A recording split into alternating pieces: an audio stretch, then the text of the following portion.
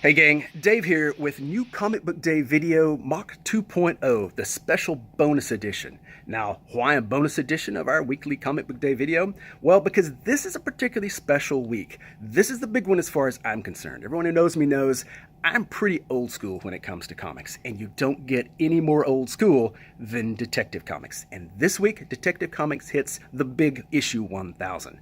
Now, Detective premiered in 1937, over a year before Action Comics premiered with the launch of Superman.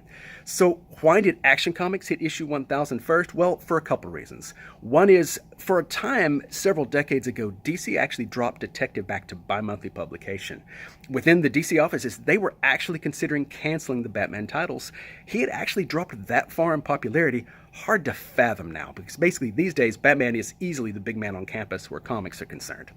Another reason that Action hit 1000 first is, for a time in the 80s, Action went to a weekly format. That lasted for a while during John Byrne's revival, but ultimately they went back to their regular monthly publication, and of course over the last couple of years they've been doing a lot of bi-weekly. Now, this week with Detective we get a bunch of different covers. I'm not normally a fan of multiple covers. I think they're just kind of a way to get extra money out of comic fans and get them to chase variants. But in this particular case, I totally approve. Because what they're doing is a cover for each of the decades that Detective has been in existence. I think it's a great idea, and frankly, it makes for some marvelous covers. I'm just going to talk about a couple of them because I really don't have time. We're about to open up. But first off, your main cover. This is by Jim Lee. Jim Lee is the go-to guy right now at DC. It's an excellent piece of art. It's pretty much, it's got Batman, Joker, it's got everything you want. This is the cover they pretty much think most people are going to buy. I tend to agree. Now, right at the start, we've got the 30s. Now, there wasn't really any artists that worked on it in the 30s still around, but they got the next best thing. They got Steve Rude. Steve Rude came to fame really with his work on Nexus in the 80s and 90s. He is a fantastic artist. He did a World's Finest series for DC in the 80s that was really, really good because he kind of has a lot of influence from the Max Fleischer studios. Excellent retro work. I'm definitely a fan of this one.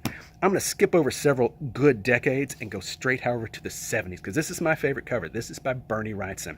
Now, Bernie Wrightson is a hero of mine. I've met him on several occasions. The last contact I had with Bernie Wrightson was an email exchange I had with him when I was trying to get him down here for the Rose City Comic Con, back when I was associated with that. He couldn't make it that year. He basically said that he had a family commitment, but he'd still love to, and he said maybe next year. Unfortunately, as the next year rolled around, his health had really gone downhill, and he passed away shortly after that. But we've got this cover. It's a fantastic piece of art. While Bernie Wrightson is known for Swamp Thing and mostly his horror comics, he actually drew Batman on a number of occasions. Excellent work, including Batman the Cult and several other things. Very next decade, we've got this one from the 1980s. This is by Frank Miller. Frank Miller has gone a little crazy in recent years, but you cannot underestimate the impact he had on comics in the 80s. And his Dark Knight series revitalized Batman and made him hip and cool again. And for that alone, he deserved the cover. Inside this book, we've got a lot of great work, including art by Kelly Jones and Neil Adams. Neil Adams is one of the absolute founding fathers, really, of the Batman style in the 70s. But there's so many other good things we've got. For the 60s, Jim Steranko. Now, Jim Steranko was probably more associated with Marvel Comics. He's worked on Nick Fury, Agent of S.H.I.E.L.D., things like that. But still, a magnificent craftsman, one of the best artists around. We go all the way through the 80s and the 90s and the 2000s. There's a cover for every decade. So come in, pick a couple, because our usual policy still applies. That is, you can get 2 copies of any particular book. However, if you're dying to have more copies, I've got a form you can fill out, because as of right now, I just checked, I can still reorder issues of this. So if you want more than your normal 2-copy allotment, you can fill out a form and we will try to order those for you. Either way, whether you get 1 copy or 2, or whether you try to get us to order more, this is a book you don't want to miss. Detective Comics, it's a milestone. So I'm about to open up. Come in and see us.